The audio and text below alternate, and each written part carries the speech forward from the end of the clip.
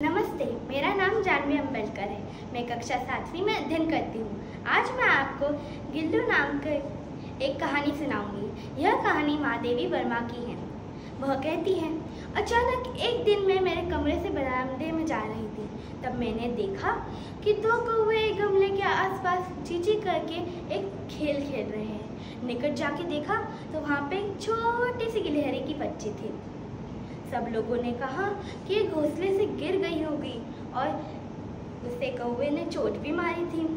वो लोग कहने लगे कि अब यह नहीं बच पाएगी, अतः उसे ऐसे ही रहने दो। पर मन नहीं माना। धीरे से उसको लेके आई, उसके घाव पर मरहम लगाया। उसका मुंह खुल नहीं पा रहा था। फिर भी मैंने दूध में थोड़ी सी कपास डुबा के उसके मुंह के पास ले गई। वह पी नहीं पा रही थी। कुछ 2-3 घंटों के उपचार के बाद उसने एक बूंद पानी पिया। 3-4 महीनों में उसकी धब्बेदार पूंछ, नीली आंखें सबको विस्मित करने लगी। उसकी कार्यकुशलता को देख के सब आश्चर्यचकित होते थे। जब मैं लिखने बैठती थी, वह मेरे पास आ जाती थी।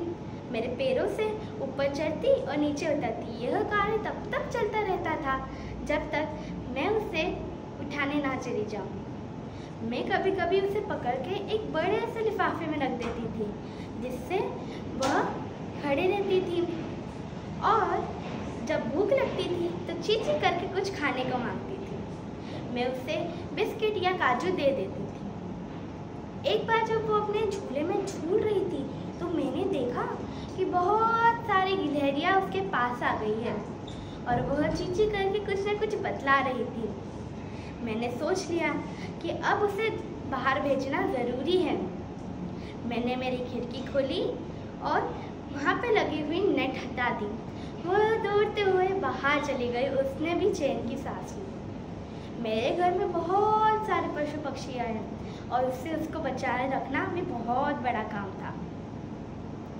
एक बार जब मैं बाहर जाती तो वह भी बाहर चली जाती और जब मैं आती तो इतने जोर से दौड़ते हुए आती, मेरे पैर से सिर और सिर से पैर पे चढ़ जाती।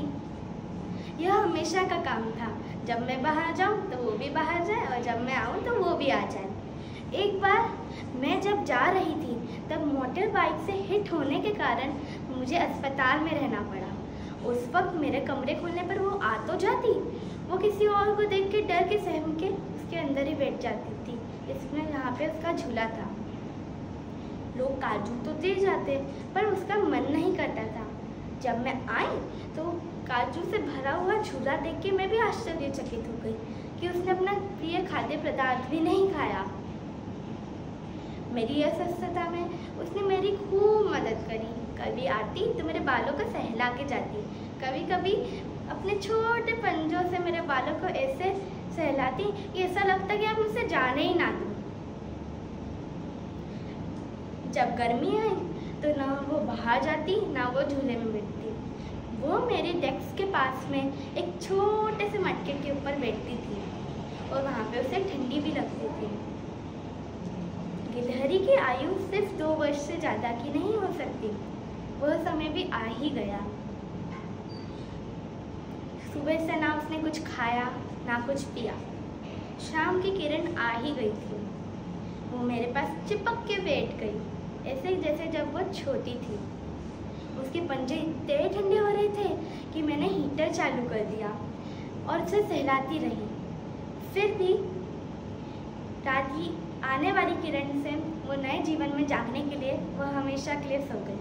धन्यवाद।